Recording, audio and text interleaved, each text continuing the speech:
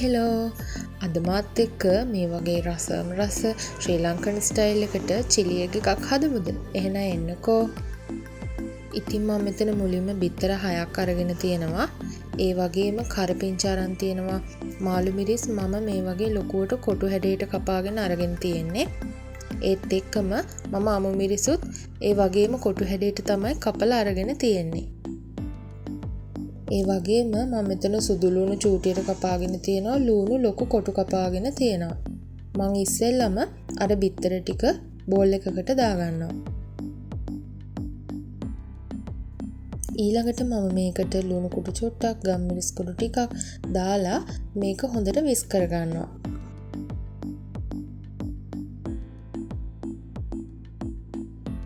ඉතින් ඊට පස්සේ මම පෑන් එකක් ලිපේ තියලා ඒකට ඔයිල් ටිකක් දාලා ඔයිල් එක රත් වෙනකොට අර අපි හදාගත්ත බිත්තර ටික මම මෙතන කොටස් දෙකකට තමයි දාගන්නේ. මෙන්න මේ වගේ වටේට සුදු පාට වීගෙන එනකොට අපි ස්පැචියුලා එකකින් පරිස්සමට මෙන්න මේ වගේ ඉස්සරහට චුට්ටක් තල්ලු කරන්න ඕන.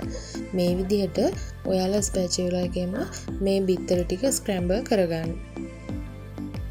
ඉතින් ඊට පස්සේ අපි මේ බිත්තර ටික මේ වගේ ලොකු කොටු හැඩයට කෑලි වලට වෙන් කරගන්න ඕන. මේක හරි පරිස්සමට කරගන්න, පොඩි කරගන්න එපා. පරිස්සමට මේ මම පෙන්නලා තියනවා වගේ කෑලි වලට වෙන් කරගන්න. ඊට පස්සේ අපි මේක මේ වගේ දෙපැත්තට හරවලා පරිස්සමට මේක දෙපැත්තම රන්වන් පාට වෙනකම් පොඩ්ඩක් බැද ගන්න ඕන. ඉතින් මෙන්න මේ ගානට ආවට පස්සේ අපි මේක ලිපෙන් අයින් කරගන්න ඕන.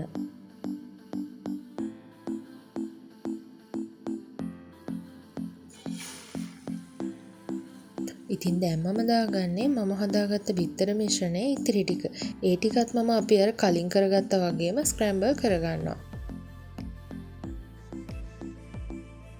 ඉතින් බිත්තර ටික ස්ක්‍රැම්බල් කරගෙන ඉවර වුණාම මම ආපහු පෑන් එකක් ලිපේ තියලා ඒ පෑන් එකට ඔයිල් ටිකක් දාලා ඒක රත් වෙනකොට සුදු ලුණු ටික එකතු කරගන්නවා.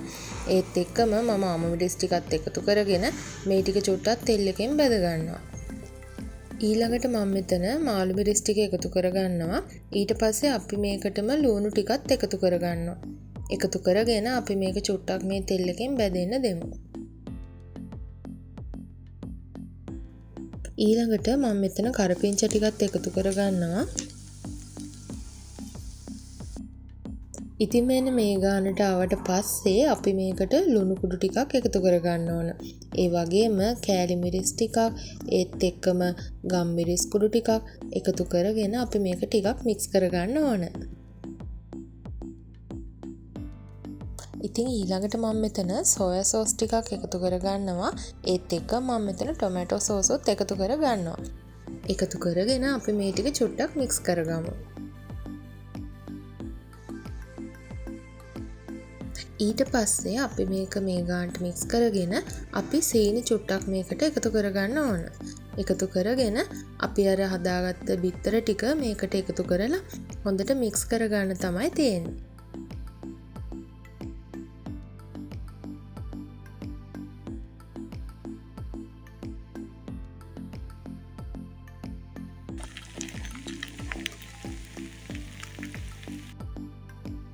ඉතින් මෙන්න මේ වෙලාවට මේක හරිම සුවඳයි. ඔන්න දැන් ඉතින් අපි අපේ චිලි එග් එක හදාගෙන ඉවරයි. ඉතින් මේක හරිම සුවඳයි, ඒ වගේම හරිම රසයි. ඔයාලත් මේක ගෙදර හදලා බලයි කියලා මං හිතනවා. ඉතින් ඔයාලා මගේ වීඩියෝ එකට කැමති නම් වීඩියෝ එකට ලයික් එකක් දාලා යාළුවන්ටත් බලන්න ෂෙයා කරන්නත් කියලා ආදරෙන් මං ඉල්ලනවා. එහෙනම් මං ගිහින් එන්නම්.